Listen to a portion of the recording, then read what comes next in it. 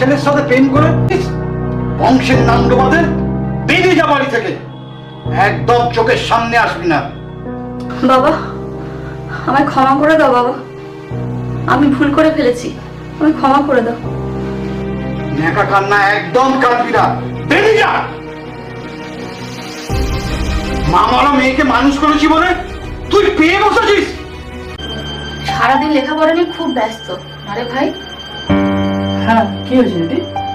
ওই দিদিটা যদি কোনোদিন মারা যায় না, তখন কিন্তু ভাইফোঁটাটাও আর পাবি না। কি বলছিস তুই? কি হয়েছে তোর? দিদি, দিদি, দিদি।